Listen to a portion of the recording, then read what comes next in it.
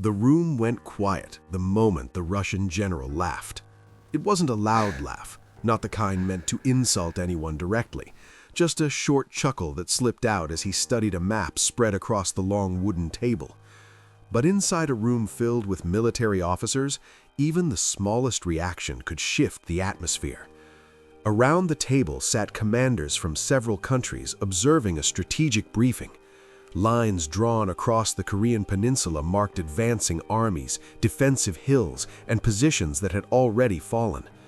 When the discussion turned toward a small unit from the Philippines preparing to hold a section of the front line, the general leaned back slightly and shook his head.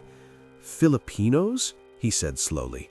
"They're brave people, maybe, but war like this, they cannot hold against a real offensive." A few officers exchanged glances. No one argued, because on paper, the numbers did look impossible. At that moment in 1951, the Korean War had already become one of the most intense conflicts of the early Cold War. Massive armies pushed against each other across hills and frozen valleys.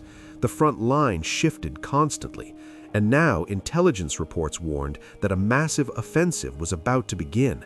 Thousands of Chinese and North Korean troops were moving toward a defensive position known as Hill Yultong.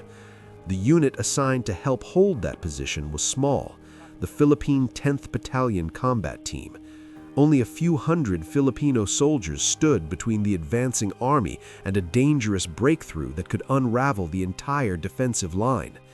In the briefing room, the general tapped the map again. "If the attack begins here," he said calmly, "those men will be overrun before morning." No one in the room could say for certain that he was wrong. Thousands of miles away from that conversation, the Filipino soldiers stationed near Yultong had no idea their abilities were being quietly doubted. They were too busy preparing for the night ahead. The hills were cold, the wind cutting sharply through uniforms as darkness settled over the Korean countryside. Soldiers moved carefully through trenches, checking rifles, repositioning machine guns, and reinforcing sandbags.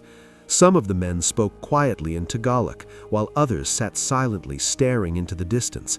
Many of them had grown up far from places like this, from fishing villages, farms, and crowded neighborhoods back home in the Philippines. Yet now they stood in a frozen battlefield halfway across the world. The Philippine Expeditionary Force had sent thousands of troops to support the United Nations during the Korean War, and these men understood the responsibility resting on their shoulders. More than 7,700 Filipino soldiers would eventually serve in the conflict. For many of them, this night would become the moment history remembered most. Before we continue, take a moment and tell us where you're watching from. Filipinos are everywhere, from Manila to Milan, Toronto to Tokyo. Drop your city in the comments and represent your corner of the world, because stories like this remind people just how far Filipino courage has traveled. As night deepened over the hills of Yultong, the silence became almost unsettling. Experienced soldiers know that the most dangerous moment before a battle is often the quiet that comes just before everything changes.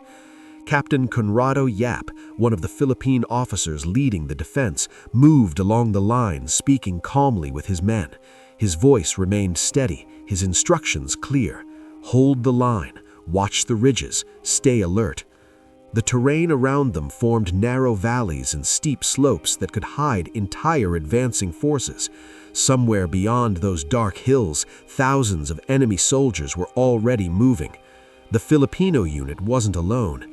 Nearby Allied units held other sections of the defensive line, but if one position collapsed, the entire area could unravel quickly. That was the risk, and everyone on those hills understood it. Then, sometime after midnight, the first sound broke the silence. It wasn't gunfire, it was artillery. Shells began falling across the hills in sudden bursts of thunder that shook the ground. Dirt and rock erupted into the air as explosions rolled across the defensive line. Radios crackled with urgent messages. Spotters confirmed what commanders feared: a massive offensive had begun. Under the cover of artillery fire, thousands of enemy troops were advancing through the valleys toward the hills. The Filipino battalion tightened its grip on their rifles and waited. One soldier later described the moment simply: the night turned into noise and fire. When the first waves of attackers appeared across the ridges, the scale of the assault became clear. There were far more soldiers advancing than anyone expected. Yet the Filipino troops held their positions. Machine guns opened fire, rifles cracked through the cold night air. Tracer rounds streaked across the darkness as the defenders fought to keep control of the hill.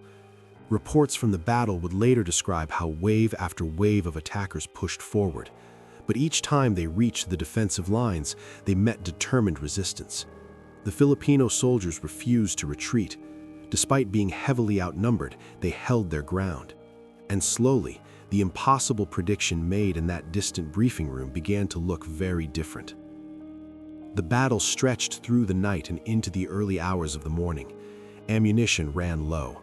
Communication lines were damaged. At one point, Captain Conrado Yap personally led a counterattack to rescue a nearby unit that had been cut off during the fighting. It was a dangerous move, the kind officers only attempt when there are no other options left. But the effort helped stabilize the defensive line. Later accounts would remember his bravery as one of the defining moments of the battle. Captain Yap would later receive the Philippines' highest military honor for his actions during that night. By dawn, the battlefield looked completely different from what anyone had predicted. The hills around Yultong were scarred with shell craters, and smoke still drifted slowly through the valleys. But the defensive line had not collapsed. The Filipino battalion was still there. The massive offensive that many believed would break their position had been stopped. Reports later estimated that hundreds of attacking soldiers had been killed during the failed assault. Despite suffering casualties of their own, the Filipino unit had successfully held the line against a force many times their size. Historians would later describe the Battle of Yultong as one of the most remarkable defensive stands of the Korean War. News of the battle spread quickly among Allied forces. Commanders who had doubted whether the small battalion could survive the night began hearing reports of what actually happened on those hills. The defense of Yultong had prevented a breakthrough that could have destabilized the entire sector. For the Filipino soldiers who fought there, the victory became a symbol of determination far beyond their numbers. It also reminded many observers of something history had shown before. During World War II, Filipino fighters had resisted Japanese occupation through a vast guerrilla movement involving hundreds of thousands of participants across the islands. Even after major battles were lost, resistance continued for years until liberation arrived. Later that week, when officers gathered again to review the battle reports, the atmosphere in the room was noticeably different from before. The same map still lay across the table, but the markings on it now told another story. The defensive line had held. The position at Yultong remained secure. One officer quietly summarized the results. The Filipino battalion had stopped the offensive. For a moment, no one spoke. Then someone finally broke the silence with a quiet observation. Those men held the hill all night. Across the table, the same general who had once doubted them stared at the report for several seconds before nodding slowly. No laughter this time. And maybe that moment says something deeper about how history works. Nations are often judged by assumptions, stereotypes, or misunderstandings, but every so often, a single moment changes the conversation completely. For the soldiers who fought on that cold hill in Korea, the goal was simple: hold the line. Yet in doing so, they left behind a story that traveled far beyond the battlefield. So now we're curious. Before hearing this story, had you ever heard about the Battle of Yultong? Tell us in the comments, and tell us where you're watching from. Because sometimes the world only needs to see one moment of courage to change its mind about an entire nation.